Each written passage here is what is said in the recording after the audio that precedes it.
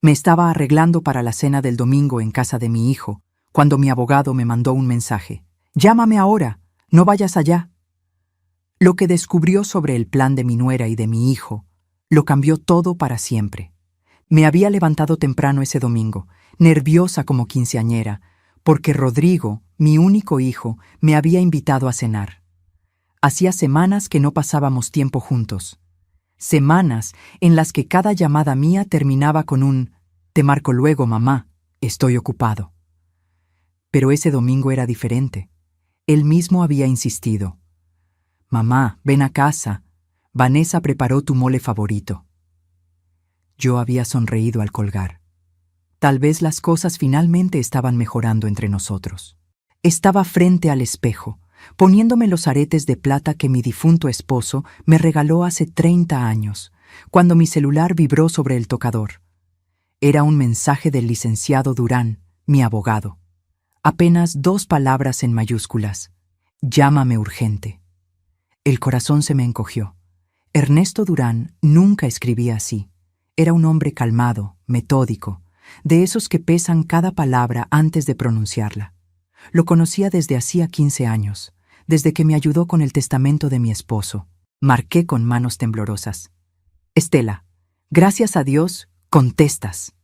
Su voz sonaba agitada, algo que nunca había escuchado en él. «¿Dónde estás?» «En mi casa, Ernesto. Me estoy arreglando para ir con Rodrigo y...» «No vayas. Por favor, escúchame bien.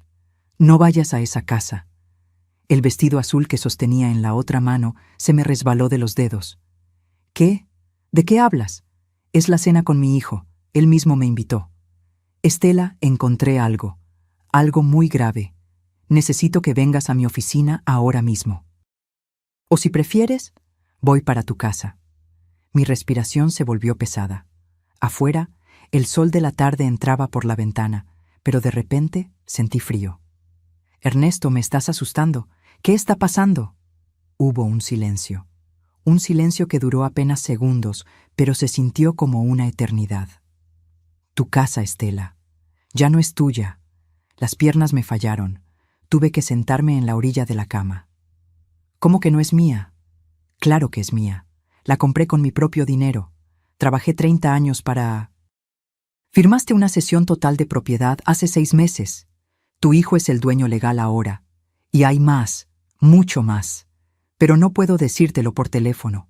Estela, esto es muy serio». El mundo se detuvo. Mi casa.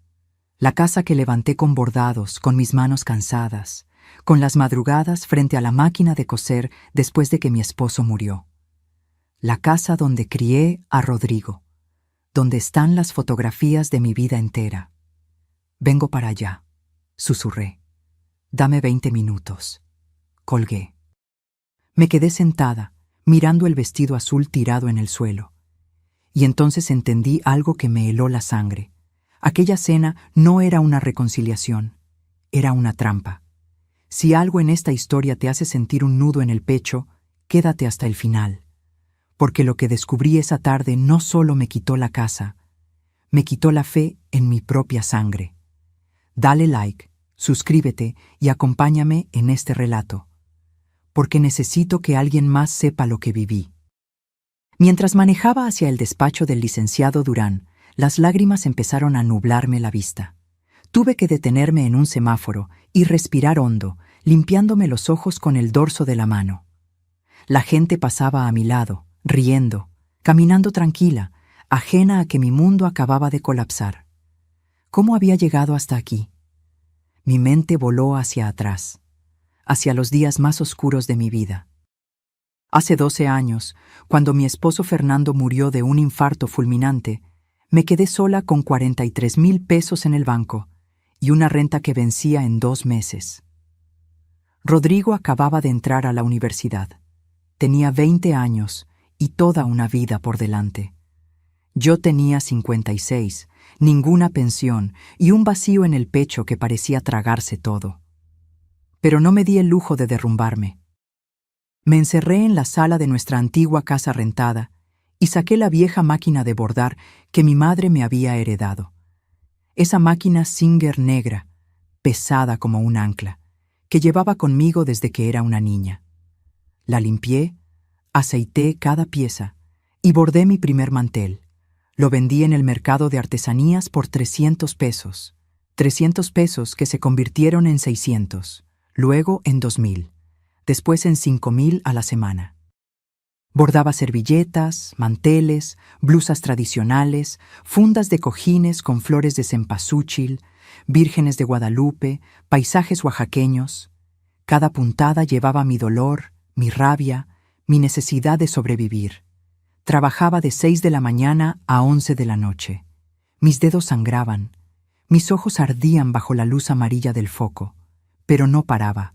Rodrigo me veía trabajar y a veces me decía: «Mamá, descansa, ya es muy tarde».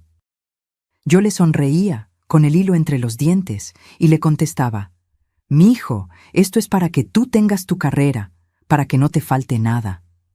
5 años después, abrí mi propio taller, un local pequeño en la colonia Condesa, con 3 empleadas que me ayudaban.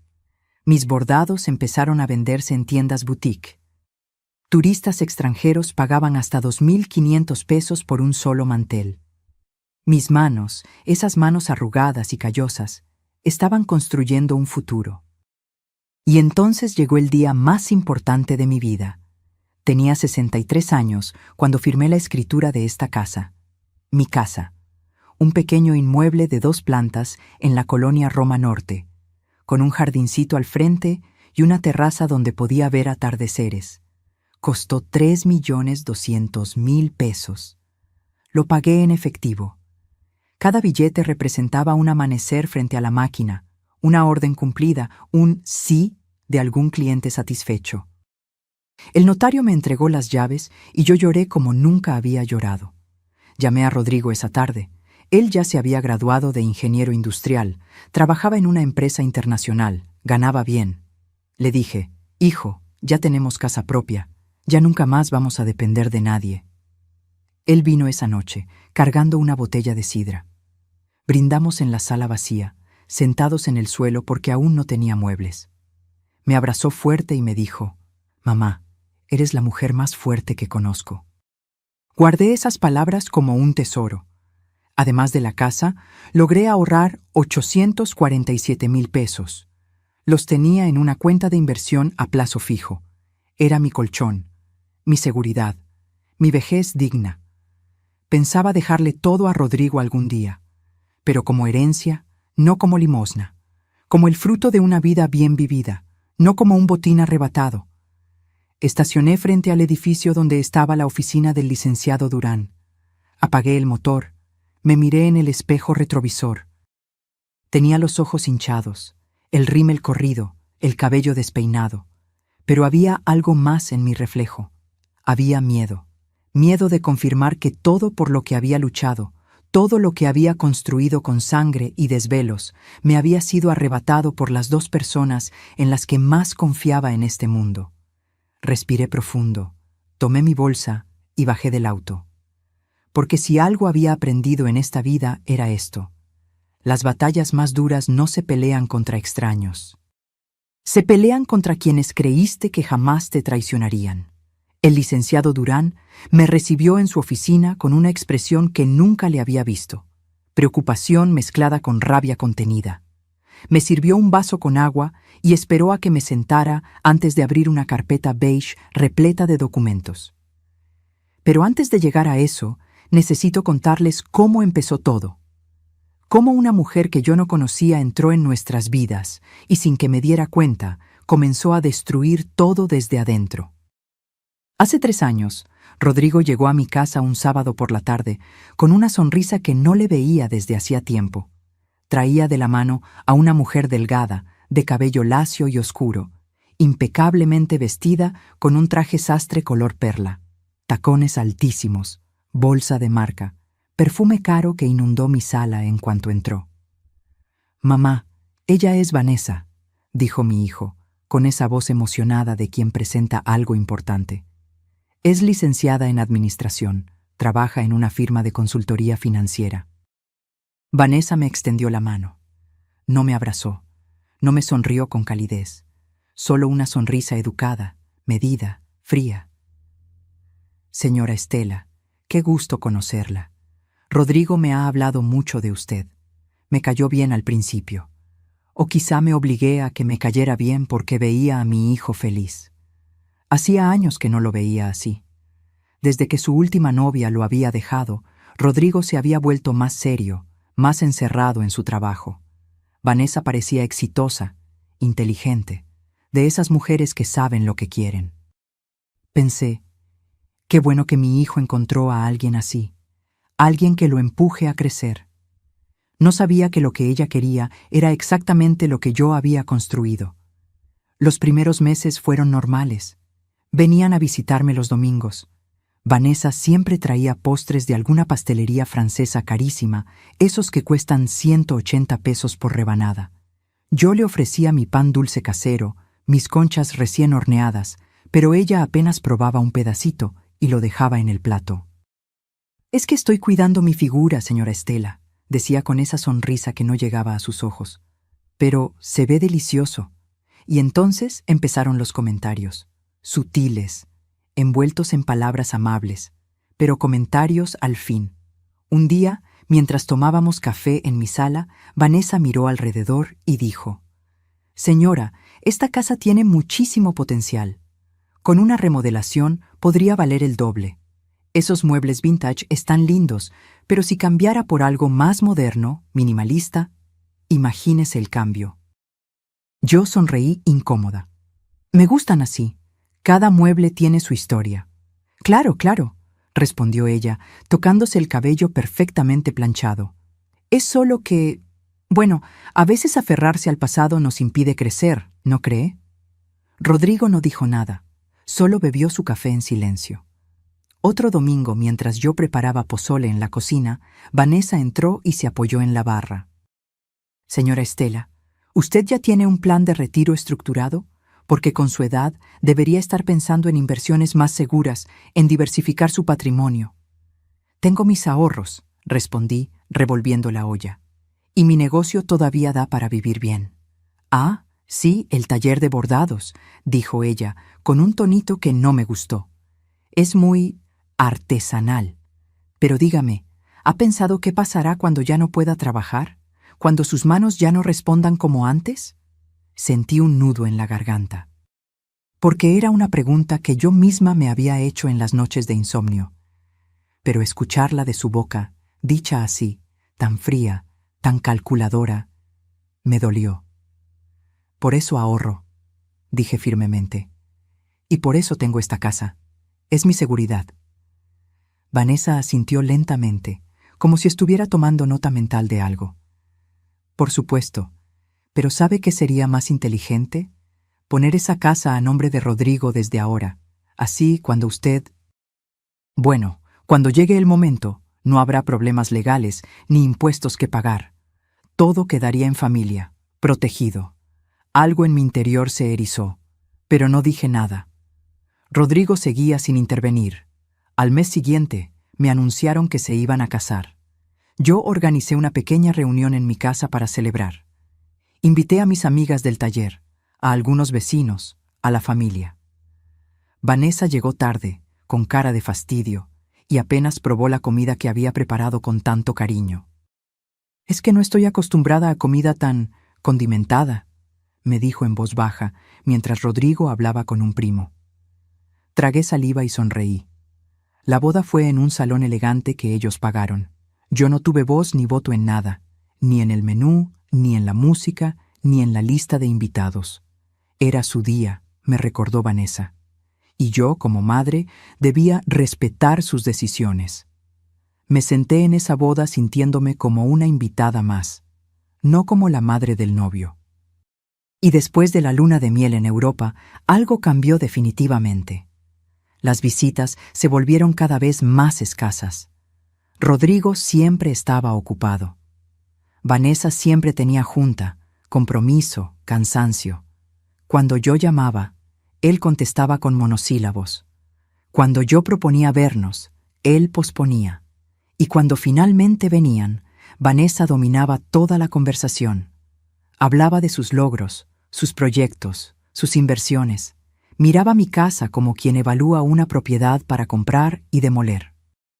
Una noche, sola en mi habitación, me pregunté si estaba exagerando, si eran cosas mías, si el problema era que no podía aceptar que mi hijo ya tenía su propia vida, pero algo en mi corazón me decía que no, que había algo más oscuro creciendo detrás de esas sonrisas frías y esos comentarios disfrazados de consejos. Y tenía razón. Pero cuando finalmente lo descubrí, ya era demasiado tarde. El licenciado Durán colocó el primer documento frente a mí. Era una escritura pública. Reconocí mi firma al final de la página. Mis manos empezaron a temblar. Antes de explicarte esto, dijo Ernesto con voz grave, necesito que me cuentes exactamente cómo llegaste a firmar este papel. Cerré los ojos y volví a ese día. Hace 6 meses, un martes por la tarde. Rodrigo me había llamado esa mañana, algo inusual porque casi nunca lo hacía entre semana. Mamá, ¿puedes venir a comer a la casa? Vanessa y yo necesitamos hablar contigo de algo importante. El tono era serio. Mi corazón se aceleró. Pensé en enfermedades, en problemas, en malas noticias. Durante todo el camino hacia su departamento en Polanco, recé en silencio. Cuando llegué, Vanessa me recibió con una sonrisa que parecía demasiado amplia, demasiado ensayada. Había preparado una mesa con salmón, ensalada y vino blanco. Todo muy elegante, muy impersonal. Nada que yo realmente disfrutara, pero comí en silencio, esperando a que me dijeran qué pasaba. Después del postre, Rodrigo y Vanessa intercambiaron una mirada. Él se aclaró la garganta. Mamá, hemos estado pensando mucho en tu futuro, comenzó Rodrigo. En tu seguridad. ¿Mi seguridad? Repetí, confundida. Vanessa se inclinó hacia adelante, con esa expresión de preocupación que ahora sé que era completamente falsa. Señora Estela, Rodrigo y yo hemos estado investigando. ¿Sabía usted que cuando una persona fallece y deja bienes inmuebles, los herederos tienen que pagar impuestos enormes?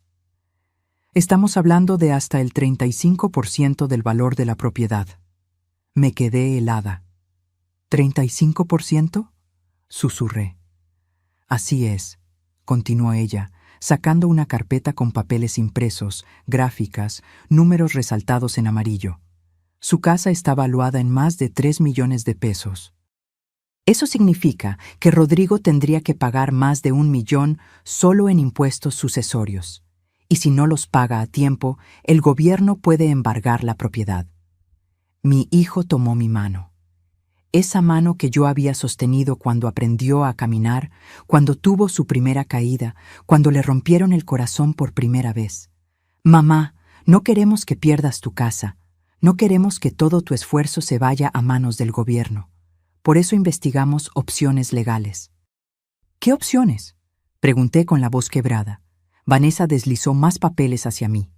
Había palabras que no entendía. Cesión de derechos, transmisión patrimonial anticipada, protección fiscal. La solución es simple y completamente legal, explicó ella con voz suave, casi maternal. Usted hace una cesión de la propiedad a nombre de Rodrigo ahora, en vida. De esa manera no hay impuestos que pagar. La casa queda protegida. Y usted, por supuesto, sigue viviendo ahí como siempre. Nada cambia para usted. Es solo un papel, un trámite notarial para proteger su patrimonio. Pero, ¿yo dejaría de ser la dueña? Pregunté, sintiendo cómo se me secaba la boca. En papel sí, respondió Rodrigo rápidamente. Pero en la práctica, no. Seguiría siendo tu casa, mamá. Es tu hogar. Nadie va a sacarte de ahí. Esto es solo para protegerte de los impuestos abusivos del gobierno. Vanessa agregó, con tono urgente. Y créame, señora Estela, hemos visto casos terribles. Personas mayores que pierden sus casas porque sus hijos no pueden pagar los impuestos. Familias destruidas, patrimonios perdidos. No queremos que eso les pase a ustedes. Me mostraron artículos impresos de Internet, historias de familias que habían perdido todo. Números rojos, advertencias, titulares alarmantes. Yo estaba mareada, confundida. asustada. Pero, ¿no hay otra forma? ¿Un testamento no? Los testamentos no evitan los impuestos, mamá, interrumpió Rodrigo. Al contrario, los complican más. Esto es lo más seguro. Además, ya hablé con un notario. Está todo listo. Solo necesitamos tu firma. ¿Ya hablaste con un notario?, repetí, sintiendo una alarma en mi pecho. Para agilizar el proceso, explicó Vanessa. Estos trámites pueden tardar meses, pero si usted firma esta semana, quedamos protegidos. Su casa queda protegida. Rodrigo apretó mi mano. Mamá, confía en mí. Esto es lo mejor para ti, para todos. Y ahí estuvo mi error monumental. Confié. Confié porque era mi hijo, porque pensé que nadie en el mundo me protegería mejor que él, porque asumí que su amor por mí era inquebrantable. 2 días después, firmé ante notario. El hombre leyó rápidamente los documentos, señaló dónde poner mi firma, y yo obedecí como autómata. Vanessa y Rodrigo estaban ahí, sonrientes, tranquilos. El notario me dio una copia de los papeles y me dijo: «Felicidades, realizó un acto de gran amor y previsión». Salí de ahí sintiendo un vacío extraño en el estómago, pero me convencí de que había hecho lo correcto. Guardé los papeles en un cajón y traté de no pensar más en ello, hasta ese domingo, hasta ese mensaje del licenciado Durán. Abrí los ojos y lo miré. Él tenía la mandíbula tensa, los puños cerrados sobre el escritorio. «Estela», dijo con voz ronca, «lo que firmaste no fue una protección, fue una cesión total, absoluta e irrevocable de la propiedad. Tu casa ya no te pertenece. Rodrigo es el único dueño legal, y si él quisiera vendértela, echarte, hipotecarla, puede hacerlo sin tu consentimiento». Las palabras cayeron sobre mí como piedras, pero él me dijo, me prometió. «Te mintieron», sentenció Ernesto. «Y hay más». Sacó otro documento, un estado de cuenta bancario. «Hace 3 meses, Rodrigo solicitó un préstamo hipotecario usando tu casa como garantía. 1.900.000 pesos. Ya lo tienen en su cuenta». El mundo dejó de girar. «¿Qué? Están endeudando tu propiedad, Estela. Y si no pagan, el banco se la queda. Pero no es solo eso». Ernesto sacó su teléfono. Me mostró capturas de pantalla de una conversación de WhatsApp. «Un contacto en el notario me pasó esto. Son mensajes entre Vanessa y una amiga suya». Leí. Y con cada palabra sentí cómo se me partía el alma. Ya casi nos deshacemos del estorbo. La vieja firmó todo. Ahora solo falta sacarla de la casa y remodelar. Rodrigo dice que la mandemos a un asilo del gobierno. Total, ya cumplió su función. ¿Y si se resiste? No va a resistirse. Está sola. No tiene a nadie más. Y aunque quisiera pelear, no tiene papeles que la respalden. La casa es nuestra. Dejé caer el teléfono sobre el escritorio. Las lágrimas brotaron sin control, quemándome las mejillas, ahogándome la voz. Mi hijo, mi único hijo, el niño que cargué en mi vientre, al que alimenté cuando no tenía ni para mí, al que vestí con ropa que yo cosía en las madrugadas, al que eduqué, protegí, amé con cada fibra de mi ser. Me había vendido por 1.900.000 pesos.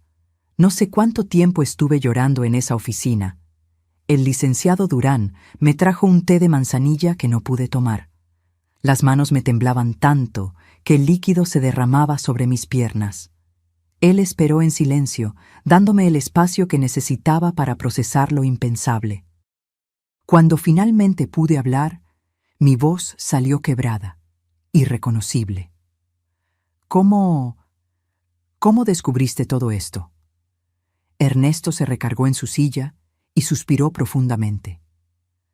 «Hace 2 semanas recibí una llamada de un colega del registro público de la propiedad. Me preguntó si yo seguía siendo tu abogado. Le dije que sí. Entonces me comentó que había visto movimientos extraños en tu escritura. una cesión total seguida casi inmediatamente por una solicitud de crédito hipotecario. Eso le pareció sospechoso. ¿Por qué sospechoso?, pregunté, limpiándome las lágrimas. Porque normalmente, cuando alguien hace una cesión por protección patrimonial, no hipoteca la propiedad de inmediato. Eso contradice el propósito supuesto de proteger el bien. Mi colega olió algo raro y me avisó. Ernesto abrió otra carpeta. Empecé a investigar. Pedí copias de todos los documentos. Revisé el contrato de crédito. Y entonces descubrí que el préstamo no fue solicitado para mejorar la propiedad ni para ninguna emergencia médica. Fue un crédito de libre disposición, es decir, ese dinero puede usarse para lo que ellos quieran. ¿Para lo que quieran?, repetí, sintiendo náuseas. Así es. Puede ser para comprar un auto, irse de vacaciones, invertir en otro negocio, lo que sea. Y tú, Estela, aunque ya no eres la dueña legal, quedas como aval moral. Si ellos no pagan, el banco ejecuta la hipoteca y remata la casa. Tú pierdes tu hogar y ellos se quedan con el dinero. Sentí que la habitación daba vueltas. ¿Cómo pude ser tan estúpida?, gemí, cubriéndome el rostro con las manos. ¿Cómo no me di cuenta? No fuiste estúpida, dijo Ernesto con firmeza. Fuiste manipulada. Ellos usaron tu amor, tu confianza y tu miedo contra ti. Eso no es estupidez, Estela, eso es abuso. La palabra quedó flotando en el aire. Abuso. Mi propio hijo me estaba abusando. Pero hay más, continuó el abogado, y yo pensé que no podía haber nada peor.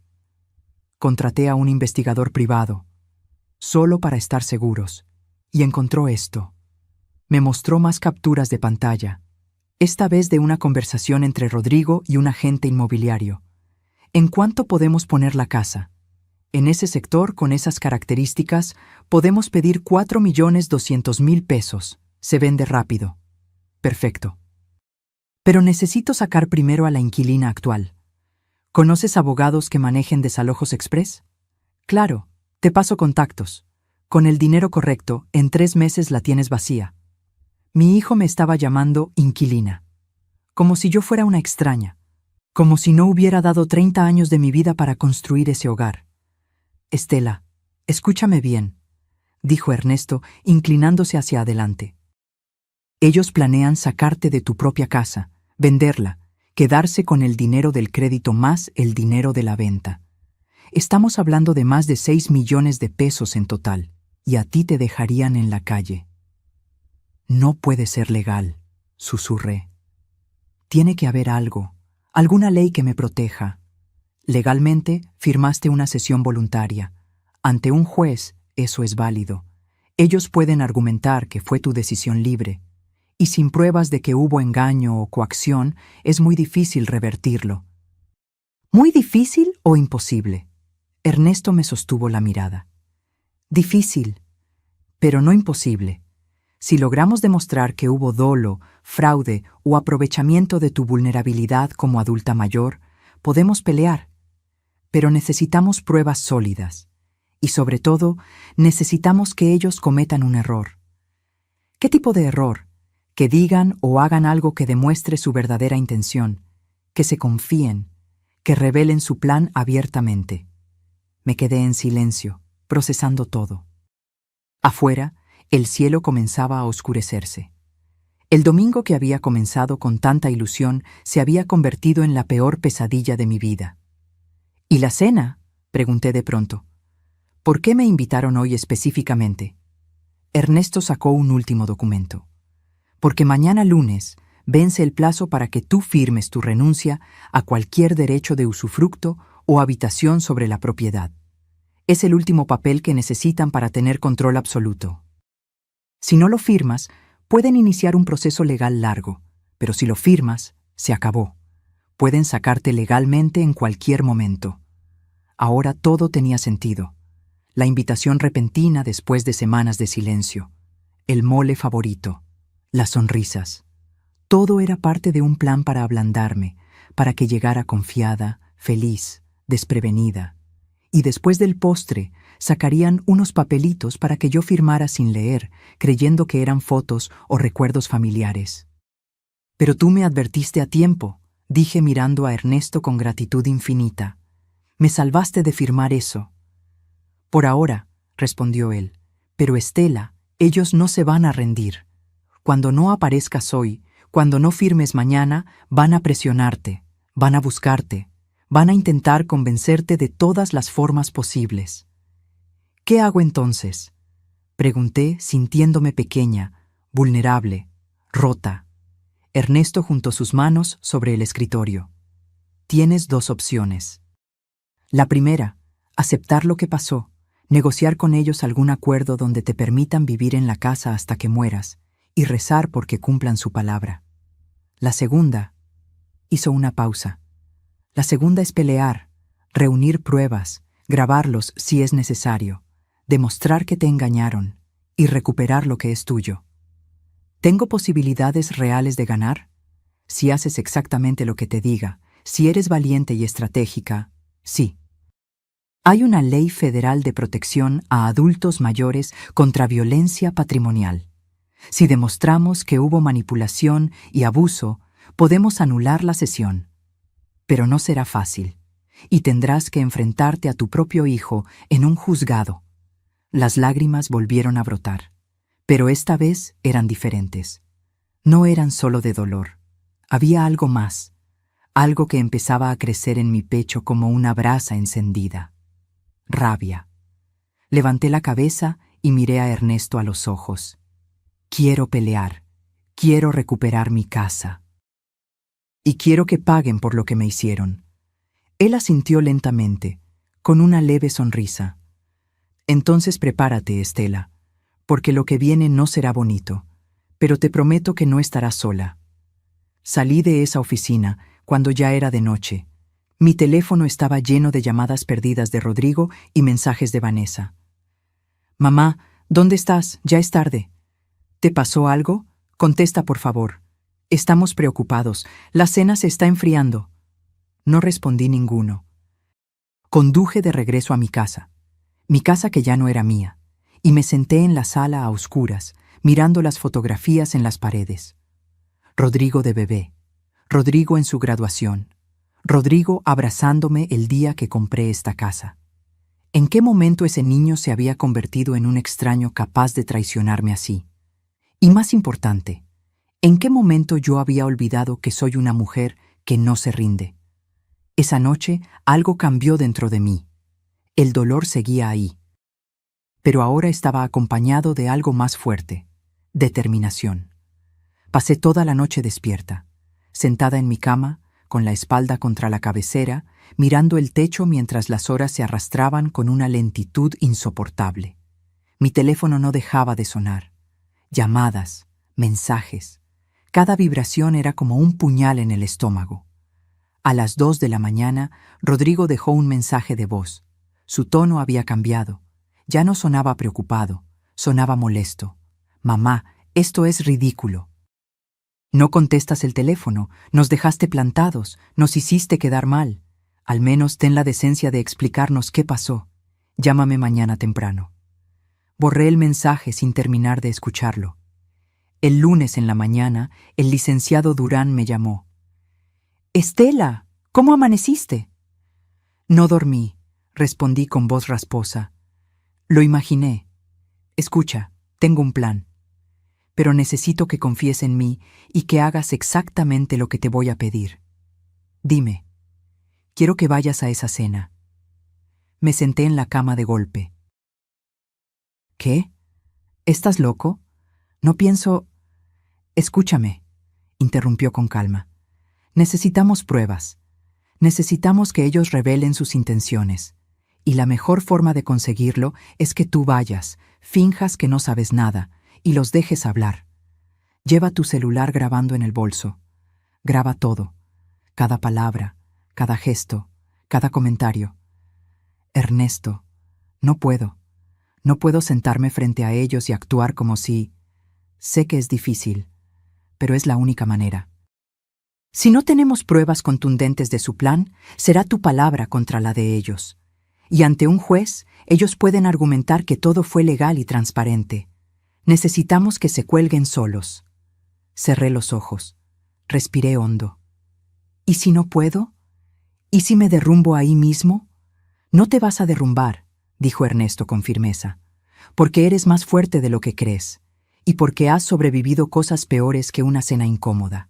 Piensa en esto como una actuación, la actuación más importante de tu vida. Esa tarde volví a llamar a Rodrigo. Puse mi mejor voz de madre arrepentida. Hijo, perdóname. El domingo me sentí mal. Creo que fue algo que comí. Me tuve que regresar a casa de emergencia y me quedé dormida. Recién veo todas sus llamadas. Hubo un silencio del otro lado. Luego, su voz, más fría de lo normal. ¿Estuviste enferma todo este tiempo y no pudiste mandar un mensaje? Perdón, mi amor. No quise preocuparlos. ¿Podemos cenar hoy? Déjame compensarlos. Escuché a Vanessa hablar de fondo. Luego Rodrigo respondió. Hoy no podemos, pero mañana sí. ¿Te parece a las 8? Perfecto, ahí estaré. Colgué y me quedé mirando el teléfono en mi mano. El licenciado Durán me había dado instrucciones precisas. Activar la grabadora de voz, ponerla en mi bolso, dejarlo cerca durante toda la cena. El martes llegó demasiado rápido. Me vestí con un suéter color vino y unos pantalones negros. Nada elegante. No quería que pensaran que era una ocasión especial para mí. Tomé mi bolso de piel café, verifiqué 3 veces que la grabadora estuviera activa y conduje hacia Polanco con el estómago hecho nudo. Cuando llegué al edificio donde vivían, el portero me saludó con una sonrisa. Yo asentí sin decir palabra. Subí en el elevador hasta el piso 12. Cada segundo se sentía eterno. Toqué el timbre. Vanessa abrió la puerta. Llevaba un vestido negro ajustado y el cabello recogido en un moño perfecto. Me miró de arriba a abajo antes de sonreír. Señora Estela, qué bueno que ya se siente mejor. Pase. Entré. El departamento olía a perfume caro y velas aromáticas de lavanda. Todo estaba impecablemente ordenado, ni una mota de polvo, ni un objeto fuera de lugar. Era un espacio frío, sin alma, como un showroom de revista. Rodrigo salió de la cocina secándose las manos con un trapo. Me dio un beso en la mejilla, pero fue mecánico, sin calidez. Hola, mamá. Siéntate. Ya casi está lista la cena. Me senté en el comedor de cristal. Coloqué mi bolso en la silla vacía junto a mí, asegurándome de que el micrófono quedara expuesto.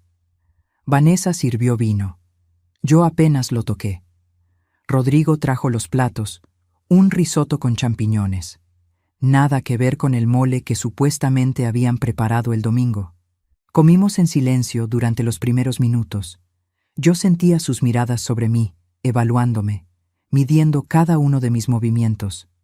Finalmente, Vanessa rompió el silencio. Señora Estela, queríamos hablar con usted sobre algo importante. Aquí venía. ¿Sí? Pregunté, fingiendo inocencia. Rodrigo dejó su tenedor sobre el plato. Mamá, Vanessa y yo hemos estado pensando. Ahora que la casa está a mi nombre, sería bueno que hiciéramos algunos ajustes. ¿Ajustes? Repetí. Vanessa sonrió, pero no llegó a sus ojos. Lo que Rodrigo quiere decir es que esa casa tiene mucho potencial desaprovechado. Con una buena remodelación, podría convertirse en una excelente inversión. Incluso podríamos rentarla y generar ingresos pasivos. Sentí cómo se me encogía el estómago, pero mantuve el rostro neutral. ¿Rentar mi casa? Bueno, técnicamente ya no es su casa, señora Estela, dijo Vanessa con voz suave, casi maternal. Es de Rodrigo, y él tiene derecho a tomar decisiones sobre su propiedad, ¿no cree? Mi hijo no dijo nada, solo miraba su plato. Además, continuó Vanessa, usted vive sola en una casa de 2 plantas. Eso no es práctico a su edad. Las escaleras son peligrosas, el mantenimiento es caro. ¿No sería mejor que se mudara a un lugar más adecuado? ¿Adecuado? Pregunté, sintiendo cómo la rabia empezaba a trepar por mi garganta. Un lugar más pequeño, más manejable, explicó ella, como si le hablara a una niña. Hay residencias muy bonitas para adultos mayores, con enfermeras, actividades, gente de su edad. Estaría más cómoda. ¿Me estás diciendo que me vaya de mi casa? Las palabras salieron más duras de lo que pretendía. Rodrigo finalmente levantó la vista. Mamá, no lo veas así. Es por tu bien. Ya no estás en edad de vivir sola. ¿Qué pasa si te caes? Si te enfermas, necesitas estar en un lugar donde te cuiden. Yo me cuido sola, respondí, apretando los puños bajo la mesa. He vivido sola 12 años y nunca he necesitado que nadie... Pero las cosas cambian, señora Estela, interrumpió Vanessa. Usted ya tiene 68 años. Hay que ser realistas. Y francamente, mantener esa casa es un gasto innecesario cuando Rodrigo y yo podríamos estar invirtiendo ese dinero en nuestro futuro, en el futuro de nuestra familia. Esa última frase quedó flotando en el aire como veneno. ¿Su familia? Repetí lentamente. ¿Y yo qué soy? Vanessa parpadeado, dándose cuenta de su error, pero lo cubrió rápidamente. Por supuesto que usted es familia, señora. Pero tiene que entender que Rodrigo y yo estamos construyendo nuestra propia vida. Y esa casa representa un capital que necesitamos. Capital, repetí, sintiendo cómo las lágrimas comenzaban a picar en mis ojos. Mi casa es capital para ustedes. Rodrigo suspiró con impaciencia. Mamá, no te pongas dramática. Estamos tratando de resolver esto de la mejor manera. Mira, ya investigamos. Hay un asilo del INAPAM que acepta inscripciones sin costo. Es del gobierno, pero está decente. 3 comidas al día, médico de planta. ¿Un asilo del gobierno? Las palabras salieron como un gemido ahogado. En ese momento, el celular de Vanessa sonó. Ella lo tomó y se levantó de la mesa. Discúlpenme, es importante. Tengo que contestar. Salió hacia el balcón, cerrando la puerta de cristal detrás de ella, pero no completamente.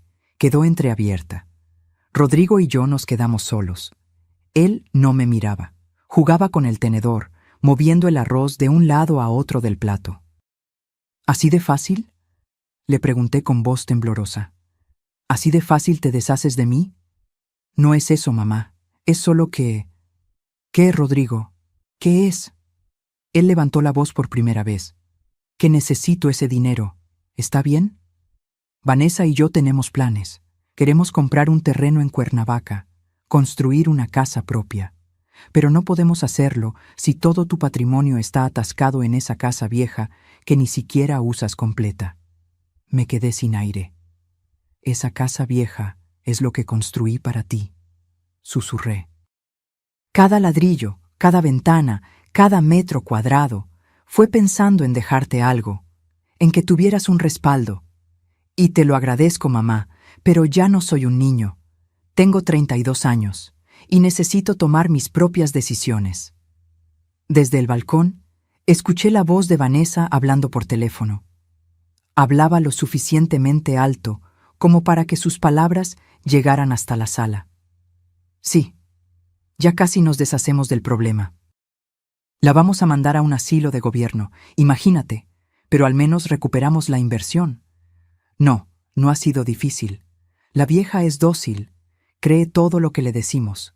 3 meses máximo y la casa es nuestra para venderla. El mundo se detuvo. Miré a mi hijo. Él había escuchado cada palabra y no hizo nada. No se levantó a defender mí. No le gritó a su esposa. No dijo, así no hables de mi madre. Simplemente siguió moviendo el arroz en su plato. Y en ese momento, algo dentro de mí murió. No fue mi amor por él. Eso, por doloroso que fuera, seguía ahí. Lo que murió fue mi ilusión, la imagen que tenía de mi hijo, la idea de que yo le importaba, aunque fuera un poco. Me levanté de la silla lentamente. Tomé mi bolso. Rodrigo finalmente me miró. ¿A dónde vas? No respondí. Caminé hacia la puerta. Vanessa regresó del balcón con una sonrisa. ¿Ya se va, señora Estela? Pero si no hemos terminado de... Terminamos, dije con una voz que no reconocí como mía. terminamos todo. Abrí la puerta y salí. Detrás de mí, escuché a Rodrigo decir: «Déjala, ya firmará, no tiene a dónde más ir». Bajé en el elevador con las piernas temblando. Llegué a mi auto, me senté en el asiento del conductor, y ahí, finalmente, exploté. Lloré como no había llorado desde la muerte de mi esposo. Lloré por la traición, por la humillación, por el hijo que había perdido sin siquiera darme cuenta. Pero cuando las lágrimas se secaron, cuando el llanto se convirtió en hipo y el hipo en silencio, saqué mi teléfono. Detuve la grabación. 2 horas y 14 minutos de audio. Cada palabra, cada plan, cada insulto disfrazado de preocupación. Le mandé el archivo al licenciado Durán con un solo mensaje: «Tengo lo que necesitábamos. Ahora dime cómo los destruimos». Llegué a mi casa pasadas las 11 de la noche. Las luces de la calle parpadeaban débilmente, proyectando sombras largas sobre el jardín que yo misma había plantado hace años. Rosas, jazmines, bugambilias. Cada planta tenía su historia, su momento, su razón de ser. Entré y cerré la puerta con llave. Me quedé parada en la entrada, mirando mi sala, los muebles que Vanessa llamaba vintage, con desprecio, las fotografías en las paredes que documentaban toda una vida, el tapete tejido a mano que me había regalado una clienta agradecida, la lámpara de cerámica que compré en Oaxaca cuando Fernando aún vivía. Esta era mi casa, mi refugio, mi testimonio de que una mujer sola y viuda podía levantarse del suelo y construir algo digno. Y me la querían arrancar como si fuera un objeto desechable. Me senté en el sofá, en la oscuridad, con el bolso todavía colgando de mi hombro. El silencio de la casa era tan profundo que podía escuchar mi propia respiración entrecortada. Durante años me había definido a mí misma a través de mi hijo. Era la mamá de Rodrigo. Mi razón de existir era su bienestar, su éxito, su felicidad. Cada sacrificio, cada noche sin dormir, cada comida que yo no probaba para que a él no le faltara nada. Todo tenía sentido porque era para él. Pero ¿quién era yo sin ese papel? ¿Quién era Estela cuando ya no era solamente madre? La respuesta llegó como un susurro desde lo más profundo de mi ser. Yo era una sobreviviente, una mujer que había enterrado a su esposo y no se dejó enterrar con él. Una mujer que convirtió el dolor en puntadas de bordado y las puntadas en un negocio. Una mujer que aprendió a negociar con proveedores, a calcular costos, a defender sus precios cuando los clientes querían pagar menos de lo justo. Yo era una guerrera. Siempre lo había sido. Solo que había olvidado ponerme la armadura. Mi teléfono vibró. Era el licenciado Durán. «Estela, escuché el audio completo. Es oro puro. Esto es suficiente para demostrar fraude, manipulación y violencia patrimonial. ¿Estás lista para la guerra?». Mis dedos temblaban sobre el teclado, pero escribí con una claridad que me sorprendió a mí misma. «Estoy lista. Dime qué hacer». Su respuesta llegó en segundos. «Mañana a primera hora ven a mi oficina. Vamos a preparar una demanda que hará temblar los cimientos de su mundo perfecto. Y Estela, te voy a pedir cosas difíciles. Vas a tener que fingir debilidad cuando eres fuerte. Vas a tener que actuar como víctima cuando eres cazadora. ¿Puedes hacerlo?». Sonreí en la oscuridad. Una sonrisa amarga, pero sonrisa al fin. «Puedo hacer lo que sea necesario». Esa noche, algo extraño me sucedió. Después de tanto llanto, tanto dolor, tanta humillación, dormí profundamente. Dormí como no lo había hecho en meses. Y soñé. Soñé con mi madre. Ella había muerto cuando yo tenía apenas 23 años, pero en el sueño estaba ahí, sentada frente a su máquina de coser, con esa expresión seria y determinada que yo recordaba tan bien. «Mija», me dijo sin levantar la vista del bordado, «¿te acuerdas de lo que te enseñé?». «¿Qué cosa, mamá?». «Que las mujeres como nosotras no nos quebramos.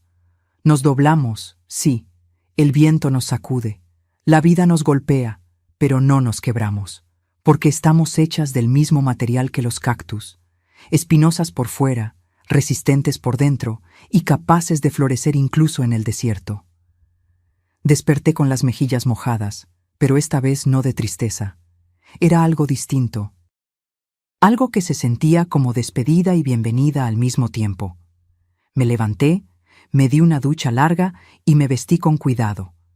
Pantalón negro, blusa blanca, mi suéter de lana gris. Me recogí el cabello en un chongo bajo. Me vi en el espejo y por primera vez en semanas no vi a una víctima. Vi a una mujer lista para pelear. A las 9 de la mañana estaba en la oficina del licenciado Durán. Él ya tenía todo preparado: carpetas, documentos, computadora encendida con el audio transcrito palabra por palabra. «Buenos días, Estela», me saludó, estudiando mi rostro. «Te ves diferente». «Me siento diferente», respondí, sentándome frente a su escritorio. «Dime qué tengo que hacer». Ernesto juntó sus manos y se inclinó hacia adelante. «Lo primero es entender contra qué nos enfrentamos. Ellos tienen la ley de su lado en papel. Tú firmaste voluntariamente. Pero nosotros tenemos algo más poderoso: la verdad y las pruebas de que esa firma fue obtenida mediante engaño. ¿Qué leyes nos protegen? La ley de los derechos de las personas adultas mayores, específicamente el artículo que penaliza la violencia patrimonial. También podemos invocar fraude procesal y abuso de confianza. Pero esto no será rápido, Estela. Puede tomar meses». «No me importa el tiempo», dije con firmeza.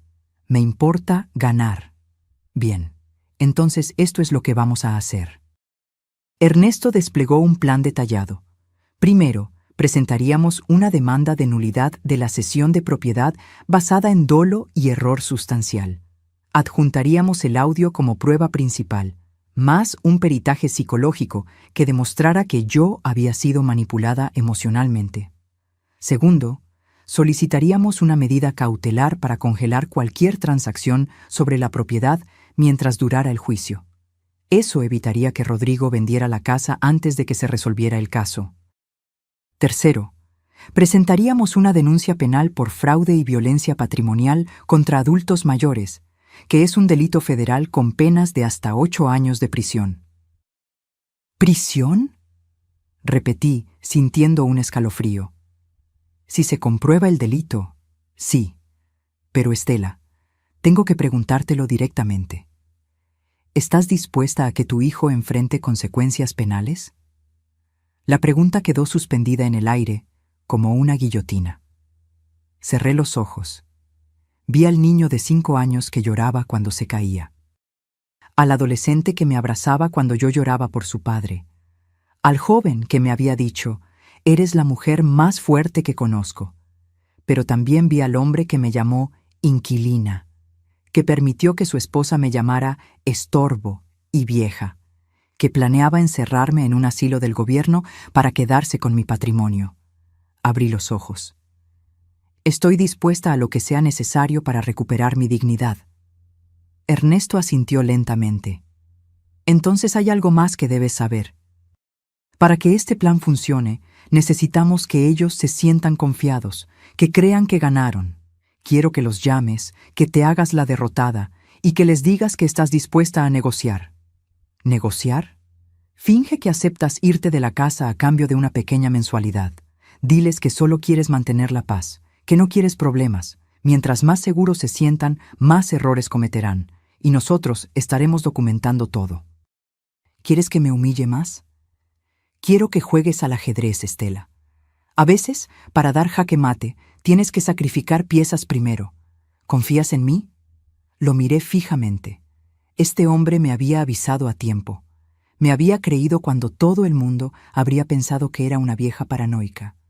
Me estaba ofreciendo sus años de experiencia y su red de contactos sin pedir nada a cambio más que justicia. Confío en ti. Perfecto. Entonces llámalo ahora, con alta voz. Quiero escuchar. Saqué mi teléfono con manos temblorosas. Marqué el número de Rodrigo. Sonó 3 veces antes de que contestara. «¿Mamá?». Su voz sonaba sorprendida. «Hijo», dije, poniendo en mi voz todo el cansancio que realmente sentía. Necesito hablar contigo. De lo de anoche. Ah, sí. Mira, creo que te fuiste muy dramática. Nosotros solo... Tienes razón, lo interrumpí. Tienes razón, Rodrigo. Me puse dramática. Estoy vieja, estoy cansada y... Tal vez tienen razón.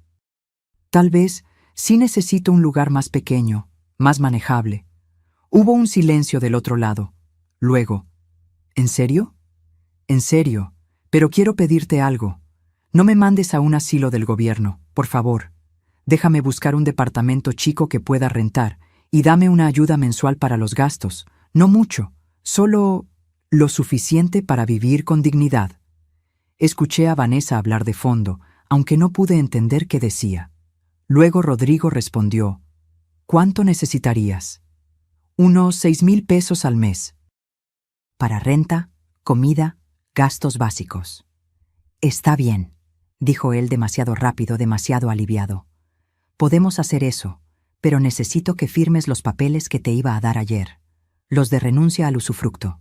¿Cuándo podemos vernos? Dame unos días para procesar todo esto, para despedirme de la casa. ¿El viernes? El viernes, perfecto. Te mando la dirección del notario. Y mamá, gracias por ser razonable. Colgué antes de que me viera vomitar de asco. El licenciado Durán tenía una sonrisa satisfecha. Perfecto. Acabas de darles la soga con la que se van a ahorcar. El viernes, cuando lleguen al notario, los estaremos esperando con una orden judicial y 2 policías ministeriales. ¿2 policías? Por si intentan algo. La violencia patrimonial contra adultos mayores es delito grave, y con ese audio tenemos causa probable para detención. Me recosté en la silla, exhausta, pero extrañamente en paz. Ernesto, ¿de verdad crees que podemos ganar? Él me sostuvo la mirada con una intensidad que no había visto antes. Estela, no solo vamos a ganar, vamos a hacer que se arrepientan cada día de haber subestimado a una mujer que bordó su libertad con sus propias manos. Y así comenzó mi transformación de víctima a cazadora. Porque el mayor error que cometen los depredadores es creer que la presa no tiene garras. Los días entre ese miércoles y el viernes fueron los más largos de mi vida. Cada minuto se estiraba como chicle, pesado y denso. Pero el licenciado Durán me había dado instrucciones muy claras. Actuar normal, no levantar sospechas y, sobre todo, seguir grabando cada interacción con Rodrigo y Vanessa. El jueves por la tarde, Vanessa me llamó.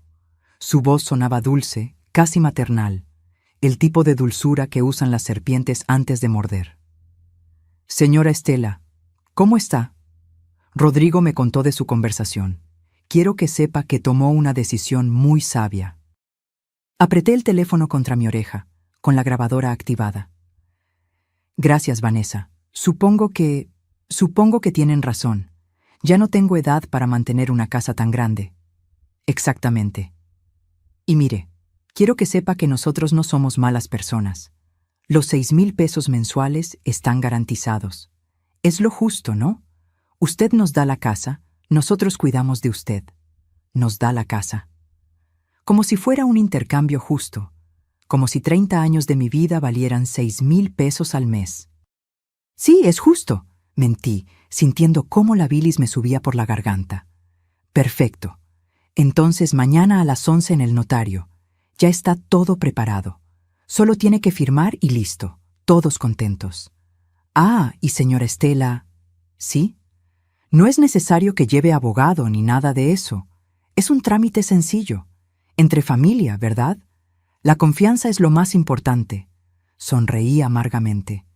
Claro, Vanessa, entre familia. Cuando colgué, le mandé el audio al licenciado Durán con un mensaje. Ya están celebrando. Su respuesta fue inmediata. Déjalos, que se emborrachen de confianza. Mañana será su peor despertar. Esa noche no dormí. No por angustia, sino por anticipación.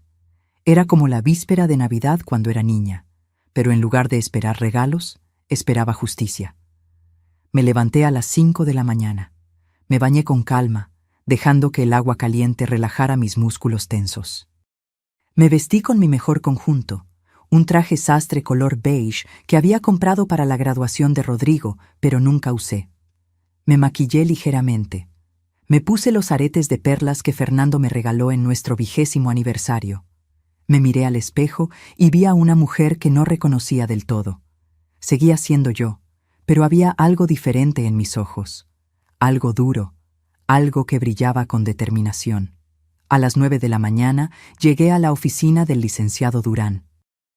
Pero esta vez no estábamos solos. Había otras 3 personas esperando. Estela, te presento al licenciado Javier Montoya, especialista en Derecho Patrimonial. Él llevará la parte civil del caso. Ella es la licenciada Patricia Ruiz, de la Fiscalía Especializada en Delitos contra Adultos Mayores, y él es el agente del Ministerio Público, Ricardo Salazar. Me quedé boquiabierta.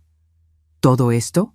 La licenciada Ruiz, una mujer de unos 45 años con mirada afilada, me tendió la mano. Señora Estela, su caso llegó a mi escritorio hace 2 días. Escuché los audios, leí los documentos, y le voy a ser sincera. En mis 15 años haciendo esto, pocas veces he visto un caso tan claro de violencia patrimonial con premeditación. Su hijo y su nuera no solo cometieron fraude, cometieron un delito federal. ¿Qué va a pasar?, pregunté con voz temblorosa. El agente Salazar, un hombre corpulento de bigote espeso, explicó. A las 11, usted entrará al notario como acordaron. Nosotros estaremos afuera, esperando. Cuando ellos lleguen y estén todos reunidos, yo entraré con la orden de presentación. Los vamos a llevar al Ministerio Público para tomarles declaración. Ahí se les notificará formalmente de la demanda civil y de la denuncia penal. ¿Y la casa?, pregunté, sintiendo cómo el corazón me latía en la garganta. El licenciado Montoya sonrió. Ya tenemos lista la medida cautelar. En cuanto se presente la demanda, la propiedad queda congelada. No pueden venderla, hipotecarla más, ni hacer ninguna transacción. Y si demostramos el fraude, que lo vamos a demostrar, la cesión se anula y la propiedad regresa a su nombre. ¿Cuánto tiempo tomará? Entre 3 y 6 meses, respondió el licenciado Durán. Pero Estela, necesito que entiendas algo. A partir de hoy, tu relación con tu hijo cambia para siempre. Esto no tiene vuelta atrás. Cerré los ojos. Respiré hondo. Mi relación con él cambió el día que decidió venderme por un préstamo bancario. Yo solo estoy recuperando lo que es mío. A las 10:30 salimos hacia el notario. Yo iba en mi auto, seguida por un vehículo discreto donde iban los licenciados y el agente. Mi celular sonó. Era Rodrigo. Ya vamos llegando, llegaremos puntuales. Yo también, nos vemos allá. Estacioné frente a la notaría, un edificio antiguo en la colonia Juárez. Mis piernas temblaban al bajar del auto. El licenciado Durán se acercó y puso una mano en mi hombro. Respira. Tú puedes. Entra, saluda, actúa normal. Cuando yo entre, solo aléjate y déjanos hacer nuestro trabajo. Asentí y entré. El notario, un hombre calvo de lentes gruesos, me recibió con una sonrisa profesional. Señora Estela, bienvenida. Su hijo ya avisó que vienen en camino. ¿Gusta un café mientras esperamos? No, gracias. Estoy bien. Me senté en una de las sillas de la sala de espera. Mis manos sudaban. Mi corazón golpeaba tan fuerte que pensé que todos en la habitación podían escucharlo. 5 minutos después, la puerta se abrió. Rodrigo entró primero, vestido con traje gris y corbata azul. Se veía seguro, relajado, casi feliz. Detrás de él venía Vanessa, impecable como siempre, con un vestido negro y tacones que hacían eco en el piso de mármol. «Hola, mamá», dijo Rodrigo, dándome un beso en la mejilla que se sintió como hielo. «¿Lista para terminar con esto?» «Lista», respondí con voz neutra. Vanessa me sonrió. «Señora Estela, qué bien se ve. Ese traje le queda hermoso». Hipócrita, pensé, pero sonreí. «Gracias, hija». Nos hicieron pasar a la oficina del notario. Él ya tenía los documentos extendidos sobre su escritorio de caoba. Papeles y más papeles con sellos, firmas, párrafos en letra pequeña. Bien, dijo el notario, ajustándose los lentes. Aquí tenemos la renuncia formal de la señora Estela a cualquier derecho de usufructo, habitación o uso sobre la propiedad ubicada en la calle. No terminó la frase. La puerta se abrió de golpe y entraron el licenciado Durán, la licenciada Ruiz, el licenciado Montoya y el agente Salazar. El notario se puso de pie, confundido. ¿Qué significa esto? El agente Salazar mostró su placa. Agente del Ministerio Público. Traigo una orden de presentación para el señor Rodrigo Navarro Méndez y la señora Vanessa Ortega de Navarro. Rodrigo palideció. Vanessa se levantó de su silla, furiosa. ¿Qué es esto? ¿Algún tipo de broma? La licenciada Ruiz dio un paso al frente. No es broma, señora. Están siendo citados por la Fiscalía Especializada en Delitos contra Adultos Mayores. Se les acusa de fraude, violencia patrimonial y abuso de confianza. Rodrigo me miró, con los ojos desorbitados. «Mamá, ¿qué hiciste?» Me levanté lentamente, lo miré directamente a los ojos, sin pestañear. Lo que debía hacer hace 6 meses, defenderme. «¡Esto es ridículo!», gritó Vanessa. «Ella firmó voluntariamente. Tenemos los papeles». El licenciado Durán sacó una carpeta. Papeles obtenidos mediante engaño, amenazas veladas y manipulación emocional. Tenemos grabaciones de sus propias voces confesando el plan, llamándola estorbo, planeando encerrarla en un asilo del gobierno. ¿Quieren escucharlas aquí o prefieren hacerlo en el Ministerio Público? El silencio que siguió fue ensordecedor. Vanessa intentó hablar, pero el licenciado Montoya la interrumpió. Además, solicitamos y obtuvimos una medida cautelar. La propiedad queda congelada desde este momento. No pueden venderla, rentarla, ni hacer transacción alguna hasta que se resuelva el juicio de nulidad. «No pueden hacer esto», gritó Rodrigo, con la voz quebrada. «Yo soy el dueño legal». «Eres el dueño de una propiedad obtenida ilegalmente», respondió la licenciada Ruiz con frialdad. «Y eso se llama despojo. Ahora, ¿vienen voluntariamente o necesito llamar a las unidades de apoyo?» Rodrigo me miró con una mezcla de shock, rabia y algo que casi parecía miedo. «Mamá, no puedes hacerme esto. Soy tu hijo». Sentí como las lágrimas comenzaban a formarse, pero las contuve. «No aquí, no ahora». Precisamente por eso duele tanto, Rodrigo, porque sí eres mi hijo. Y aún así me traicionaste. Vanessa intentó acercarse a mí, pero el agente Salazar se interpuso. «Señora, por favor, acompáñenos. Pueden llamar a su abogado desde el Ministerio Público». Los vi salir escolatados. Rodrigo caminaba como zombi, con la cabeza baja. Vanessa gritaba amenazas vacías sobre demandas y abogados caros. Cuando la puerta se cerró detrás de ellos, mis piernas cedieron. El licenciado Durán me sostuvo antes de que cayera. «Ya pasó», susurró. «Lo más difícil ya pasó». Pero no era cierto. Lo más difícil venía apenas comenzando. Porque una cosa es recuperar una casa. Otra muy distinta es recuperarte del hecho de que tu propia sangre te quiso dejar en la calle. Los siguientes 3 meses fueron un torbellino de citatorios, audiencias, peritajes y declaraciones. Cada semana tenía que presentarme en alguna oficina gubernamental para responder preguntas, firmar documentos, ratificar testimonios. Rodrigo y Vanessa contrataron a un abogado caro, de esos que cobran 50,000 pesos solo por la consulta inicial. Un hombre de traje italiano y sonrisa de tiburón que intentó intimidarme cada vez que coincidíamos en los pasillos del juzgado. «Señora, esto se puede resolver sin tanto escándalo», me decía con voz melosa. «Piense en su hijo. ¿De verdad quiere arruinar su vida por un malentendido?» Yo lo miraba sin pestañear y respondía: «No fue un malentendido, fue un robo planeado. Y yo no arruiné su vida, él arruinó la mía». Durante ese tiempo, No volví a hablar con Rodrigo. Él intentó llamarme 2 veces. Dejó mensajes de voz que nunca escuché completos. Después, supongo que su abogado le aconsejó no contactarme directamente. Vanessa, en cambio, me mandó un mensaje a las 3 de la mañana, un martes. Un solo mensaje lleno de insultos, amenazas y palabras que nunca pensé leer escritas con tanto veneno. Lo guardé como prueba y se lo entregué a la licenciada Ruiz. «Perfecto», dijo ella con una sonrisa satisfecha. «Intimidación a testigo. Esto le suma más cargos». Mi taller de bordado siguió funcionando, pero yo ya no era la misma. Mis empleadas notaban el cambio. Me preguntaban si estaba bien. Yo sonreía y asentía, pero por dentro sentía como si cargara piedras en el pecho. Las noches eran lo peor.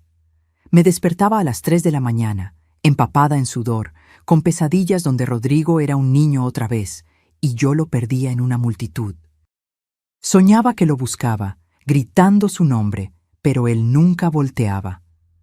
Una tarde, mi amiga Lucía, con quien había trabajado durante años en el taller, me preparó un té de tila y se sentó frente a mí. «Estela, ¿de verdad vas a llegar hasta el final con esto?» «¿Tú qué harías?», le pregunté cansada. «No lo sé, pero sé que ese muchacho es tu único hijo, y que cuando todo esto termine, ganes o pierdas, ya nada será igual entre ustedes». «Ya nada es igual, Lucía». Eso murió el día que decidió verme como un estorbo en lugar de como su madre. Ella suspiró y tomó mi mano. «Solo te pido que no pierdas de vista quién eres, porque he visto muchas veces cómo la rabia nos convierte en aquello que odiamos». Sus palabras me quedaron dando vueltas durante días. Finalmente, llegó el día de la audiencia definitiva. El día donde el juez escucharía todos los argumentos, revisaría todas las pruebas y dictaría sentencia sobre la nulidad de la sesión. Era un miércoles de abril. El cielo estaba gris, amenazando lluvia.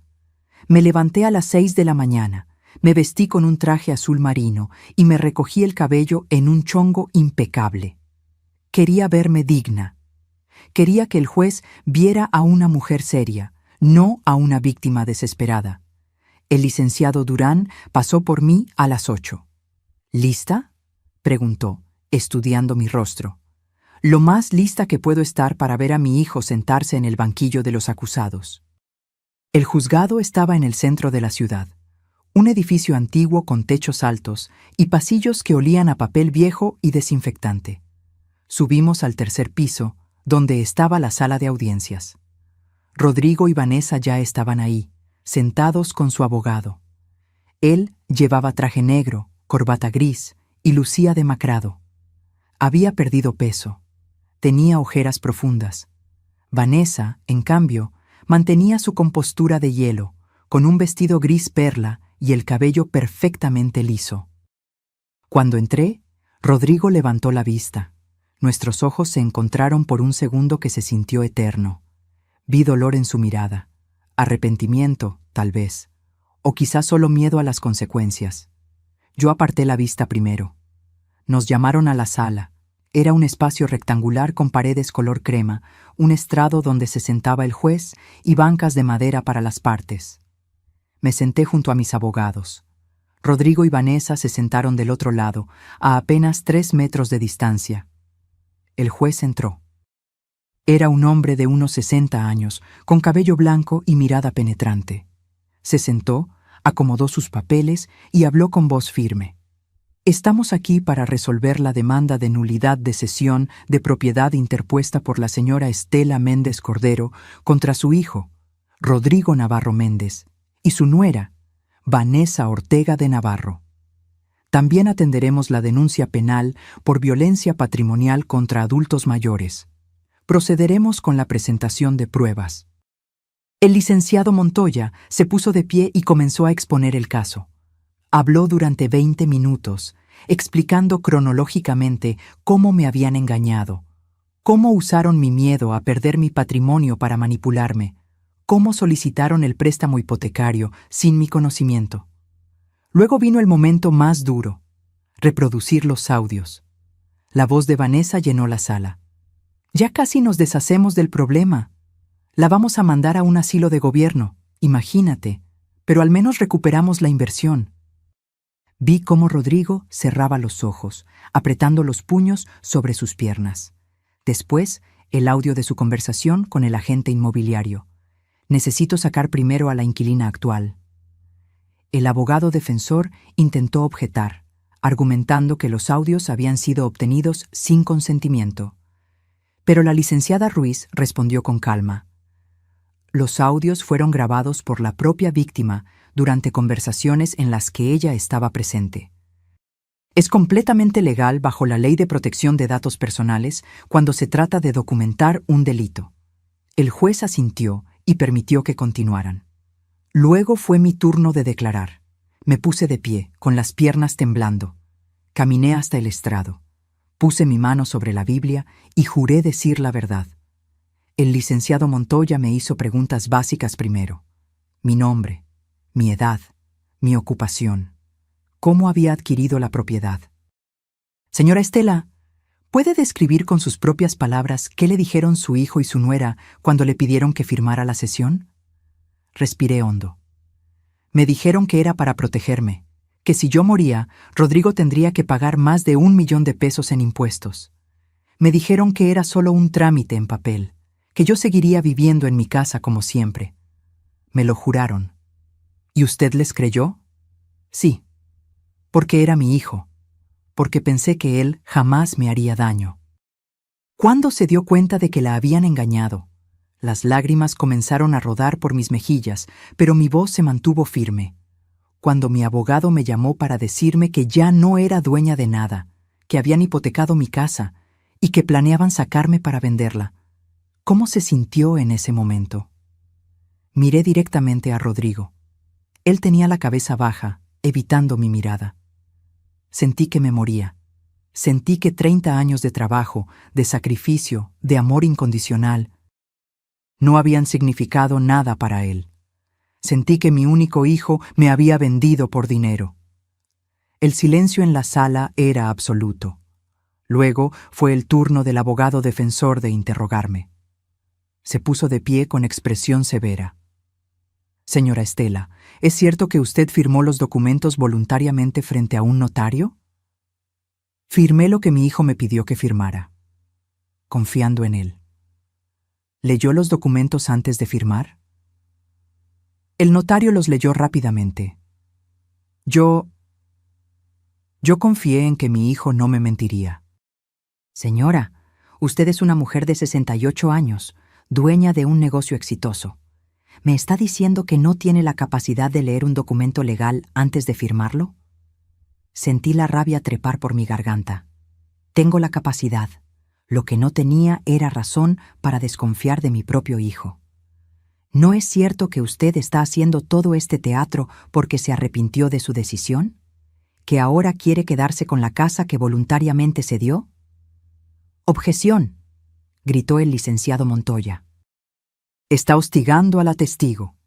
«Procede», dijo el juez. «Licenciado, reformule su pregunta». El abogado defensor cambió de táctica. «Señora Estela, ¿su hijo alguna vez la amenazó físicamente?» «No». «¿La golpeó?» «No». «¿La encerró contra su voluntad?» «No». «Pero me manipuló, me mintió y planeó dejarme en la calle. Según usted, según interpretaciones de conversaciones privadas que grabó sin consentimiento». La licenciada Ruiz se puso de pie. «Su señoría, nuevamente estamos ante argumentos ya refutados. Los audios son legales y las palabras en ellos son claras e inequívocas». El juez golpeó su mazo. «Sostenido. Licenciado, ¿tiene más preguntas para la testigo?» «No, su señoría. Me permitieron bajar del estrado. Mis piernas apenas me sostenían». Después declaró un perito psicólogo que había evaluado mi estado mental. Confirmó que yo estaba completamente lúcida y que había sido víctima de manipulación emocional sistemática. Luego el turno fue para Rodrigo. Lo vi caminar hacia el estrado con pasos lentos. Se veía pequeño, vulnerable. Nada que ver con el hombre seguro que había entrado meses atrás a esa notaría creyendo que había ganado. Señor Navarro, comenzó su propio abogado, ¿puede explicar cuál era su intención al pedirle a su madre que cediera la propiedad? Rodrigo habló con voz baja. Solo quería protegerla. Investigué y es verdad que los impuestos sucesorios son muy altos. No quería que después hubiera problemas. ¿En algún momento planeó dejarla en la calle? No, nunca. Esas conversaciones que grabó salieron de contexto. Yo estaba molesto, frustrado, pero nunca pensé realmente hacerle daño. ¿Y el préstamo hipotecario? Rodrigo titubeó. Lo necesitábamos para un proyecto de inversión. Iba a generarnos ingresos y después le iba a regresar la casa a mi mamá.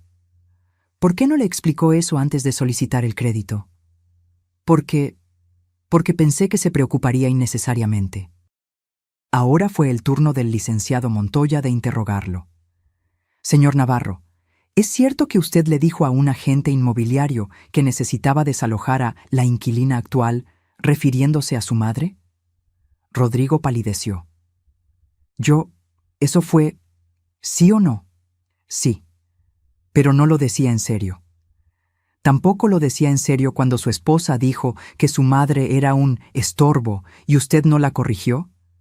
Yo no podía controlar lo que Vanessa decía, pero podía defenderla. ¿Lo hizo? Silencio. Señor Navarro, responda la pregunta. ¿Defendió a su madre cuando su esposa la llamó estorbo? No, susurró Rodrigo, y por primera vez una lágrima rodó por su mejilla. No la defendí. El juez llamó a un receso de 30 minutos. Salí de la sala y me apoyé contra la pared del pasillo, temblando. El licenciado Durán me ofreció agua. Lucía, que había venido a apoyarme, me abrazó en silencio. Cuando regresamos, el juez tenía su decisión lista. Después de revisar exhaustivamente las pruebas presentadas, especialmente los audios y testimonios, este juzgado determina lo siguiente.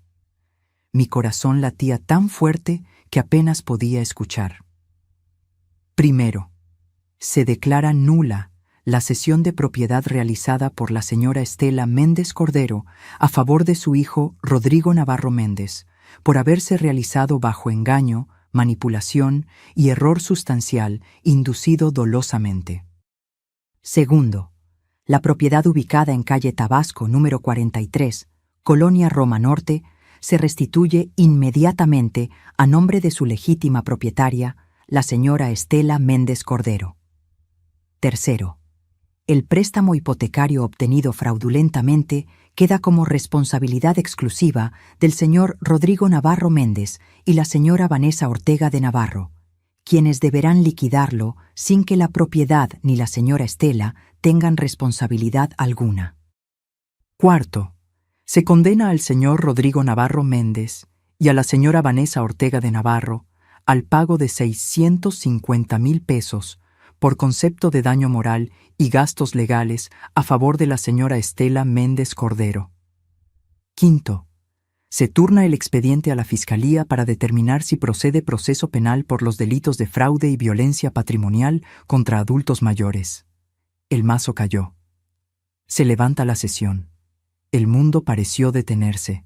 Rodrigo tenía la cabeza entre las manos. Vanessa miraba al frente con los ojos llenos de lágrimas de rabia. Yo me quedé inmóvil, procesando que había ganado. Había recuperado mi casa, mi dignidad, mi vida. Pero al mirar a mi hijo derrumbado en esa silla, con los hombros caídos y la derrota escrita en cada línea de su rostro, me di cuenta de algo devastador. Había ganado la batalla, pero había perdido a mi hijo para siempre. Los días después de la sentencia fueron extraños, silenciosos. Como despertar después de una tormenta y no reconocer el paisaje que dejó atrás. Volví a mi casa, legalmente mía otra vez, y recorrí cada habitación como si fuera la primera vez. Toqué las paredes, me senté en mi sofá. Subí las escaleras despacio, sintiendo cada escalón bajo mis pies. Todo estaba igual, pero yo ya no era la misma mujer que había salido de aquí meses atrás. El licenciado Durán me ayudó con todos los trámites para registrar nuevamente la propiedad a mi nombre. El banco, después de una negociación tensa, aceptó que Rodrigo y Vanessa eran los únicos responsables del préstamo hipotecario. Mi casa quedó libre de gravámenes. Los 650,000 pesos de la indemnización llegaron a mi cuenta 3 semanas después. Era una suma considerable, pero se sentía vacía, como si ninguna cantidad de dinero pudiera compensar lo que realmente había perdido. Una tarde de mayo, mientras bordaba en mi taller, sonó mi teléfono. Era un número desconocido. Dudé antes de contestar. «¿Mamá?» La voz de Rodrigo me atravesó como un cuchillo. No respondí de inmediato. Solo escuché su respiración entrecortada del otro lado. «Mamá, sé que no tengo derecho a llamarte. Sé que lo arruiné todo, pero necesito que sepas algo». Cerré los ojos, apretando el teléfono contra mi oreja. «Vanessa y yo nos estamos divorciando», continuó con voz quebrada. Ella me dejó cuando perdimos el juicio. Dijo que yo era un inútil, que había echado a perder el mejor plan que teníamos, que yo era débil por no haber sido más duro contigo. Sentí un nudo en la garganta, pero no hablé. Y tenía razón, mamá. Era débil. Pero no de la forma que ella pensaba.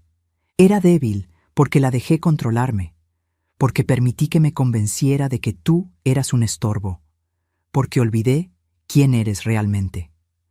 Las lágrimas comenzaron a rodar por mis mejillas en silencio. Perdí mi trabajo, continuó. La empresa se enteró del juicio y me despidieron. Dicen que soy un riesgo reputacional.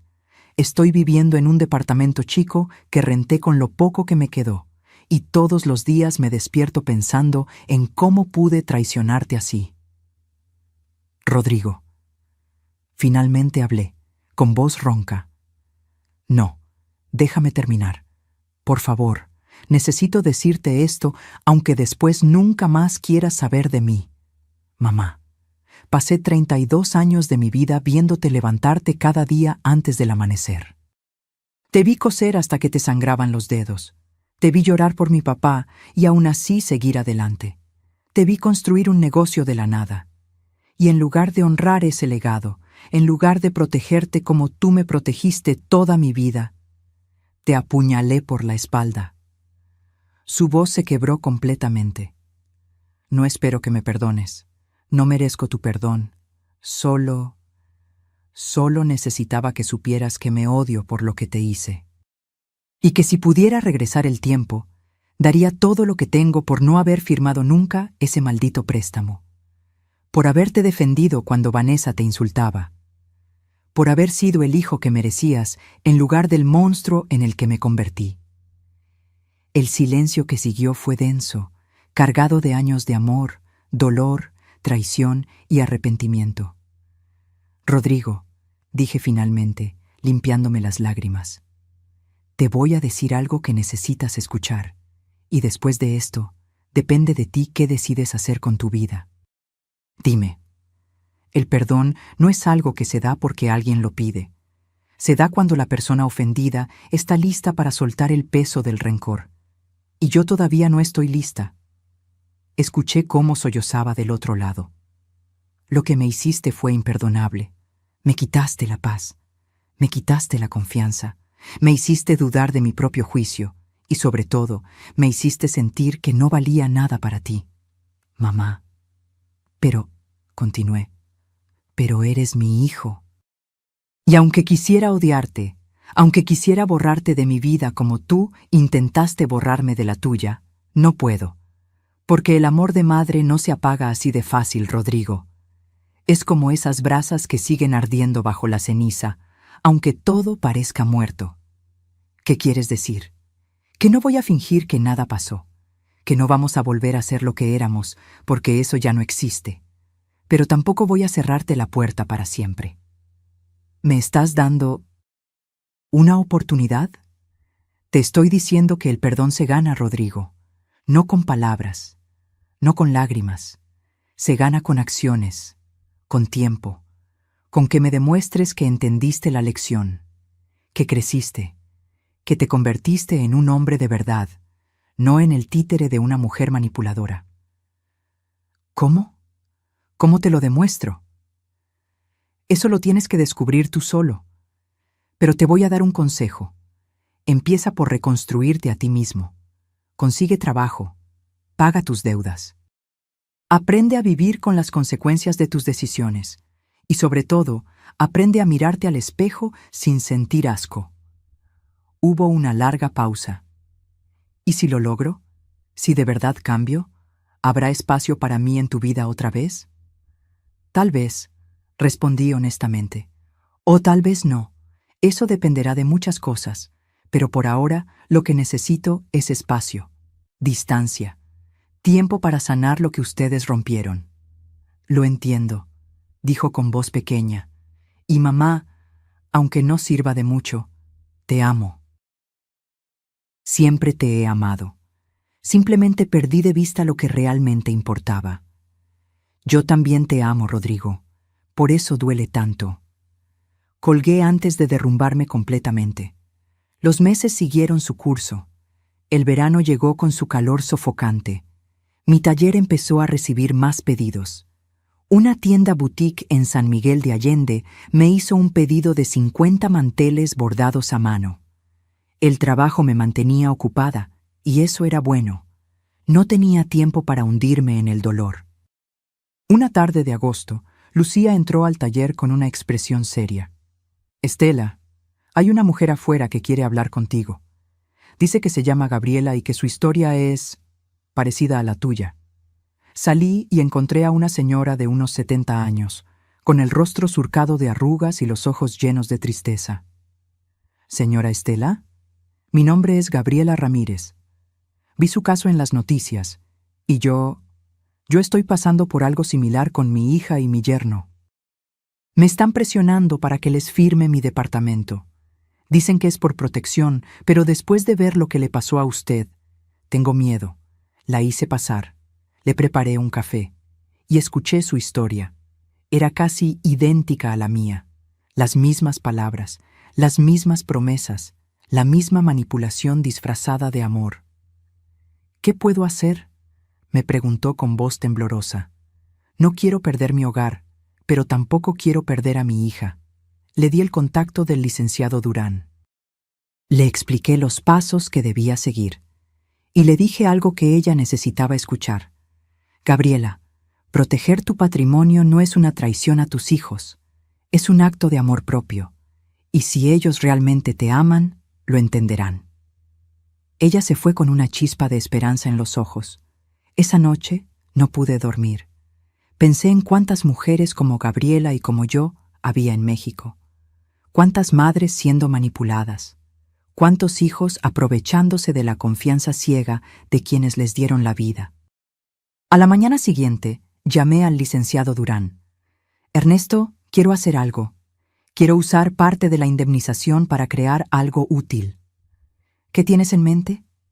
«Una asociación, pequeña, sin muchas pretensiones, pero que ofrezca asesoría legal gratuita a adultos mayores que están siendo víctimas de abuso patrimonial, que les enseñe a identificar las señales, que les dé las herramientas para defenderse». Hubo un silencio. Luego, «Estela, eso es brillante. Y yo conozco a 3 abogados más que estarían dispuestos a donar algunas horas al mes para algo así». Así nació Dignidad Plateada, una pequeña asociación civil que registramos en septiembre. Con 200,000 pesos de mi indemnización, rentamos un local pequeño en la Colonia Condesa. 2 días a la semana ofrecíamos consultas gratuitas. La primera semana llegaron 3 personas, la segunda, 8. Al mes, ya teníamos lista de espera. Cada historia que escuchaba era como ver un espejo de mi propio dolor, pero también era una oportunidad de evitar que otros pasaran por lo mismo. Además de la asesoría legal, empecé a dar talleres de bordado gratuitos los sábados, no solo para enseñar el oficio, sino para crear una comunidad. Un espacio donde mujeres mayores pudieran sentirse valoradas, útiles, vivas.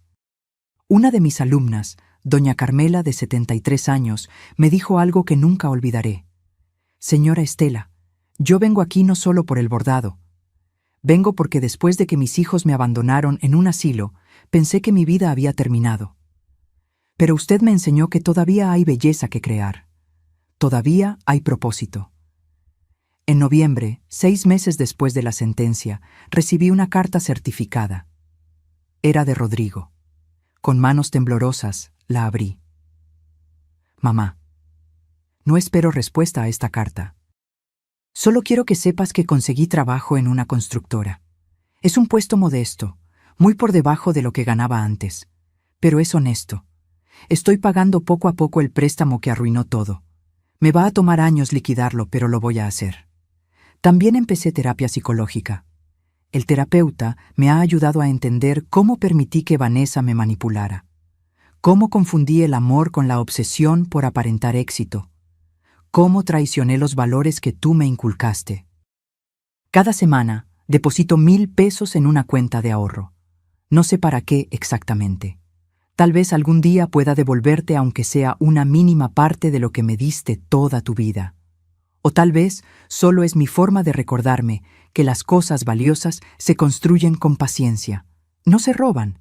Vi en internet lo de tu asociación. Leí sobre los talleres de bordado y me llené de orgullo. Porque a pesar de todo el daño que te causé, tú seguiste siendo quien siempre has sido, una mujer que convierte el dolor en algo hermoso. No te estoy pidiendo perdón otra vez, solo quiero que sepas que estoy tratando de ser mejor. Día a día, paso a paso. Y si algún día, cuando sientas que tu corazón está listo, quisieras tomar un café conmigo, estaré esperando. Con amor y vergüenza eterna, tu hijo Rodrigo. Doblé la carta lentamente. Las lágrimas rodaban por mis mejillas, pero esta vez no eran solo de dolor. Había algo más, algo que se sentía parecido a la esperanza. No le respondí de inmediato, pero guardé la carta en el cajón de mi tocador, junto a las fotografías viejas y los aretes de plata de Fernando, porque el perdón, como le había dicho a Rodrigo, no llega en un día, llega en pequeñas dosis, en momentos inesperados, en la decisión consciente de soltar 1 gramo de rencor cada vez que el peso se vuelve insoportable. Hoy, 1 año después de aquella sentencia, sigo viviendo en mi casa, sigo bordando, sigo dando talleres, sigo ayudando a personas que necesitan recuperar su dignidad. Rodrigo y yo hemos tomado café 3 veces, conversaciones incómodas al principio, donde él habla de su trabajo y yo de mi asociación, donde evitamos mencionar a Vanessa o el juicio, donde construimos, con torpeza, algo nuevo sobre las ruinas de lo que fuimos. No sé si algún día volveremos a tener la relación que teníamos. Probablemente no, pero tal vez podamos construir algo diferente, algo más honesto, algo basado en respeto mutuo y no en dependencia ciega. Porque aprendí algo fundamental en este proceso doloroso. El amor verdadero no es ciego. El amor verdadero te permite ver claramente y aún así elegir quedarte. Pero también te permite ver con claridad cuando es momento de protegerte. El respeto no es opcional, no se negocia, no se mendiga, y tu dignidad no está a la venta. No importa quién sea el comprador. Me siento en mi terraza esta tarde, con una taza de café entre las manos, mirando el atardecer que pinta el cielo de naranja y rosa. El mismo cielo que veía cuando estaba rota. El mismo cielo que me vio levantarme. Y pienso en todas las mujeres que están pasando ahora mismo por lo que yo pasé, que sienten que están solas, que creen que no tienen poder. Y quiero decirles esto, desde el fondo de mi alma: nunca eres demasiado vieja para defender lo que es tuyo. Nunca es demasiado tarde para recuperar tu dignidad, y la verdadera riqueza no está en las propiedades que posees, sino en la capacidad de mirarte al espejo y reconocer a la mujer que eres. Una mujer que se levanta, que pelea, que sobrevive, y que a pesar de todo sigue siendo capaz de amar, pero ahora con los ojos bien abiertos. Fin. Si esta historia tocó algo dentro de ti, si conoces a alguien que está viviendo una situación similar, o si simplemente quieres recordar que nunca es tarde para recuperar tu poder, déjame un comentario contándome de dónde nos estás viendo.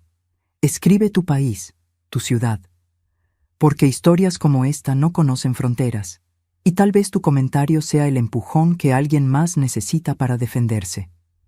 Dale like si crees que el respeto a nuestros mayores debe ser inquebrantable.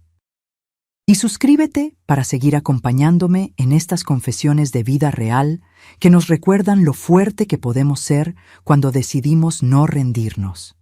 Porque la verdadera victoria no está en destruir a quien te lastimó, está en reconstruirte a ti misma y demostrar que ninguna traición puede apagar la luz que llevas dentro. Gracias por quedarte hasta el final. Hasta la próxima historia.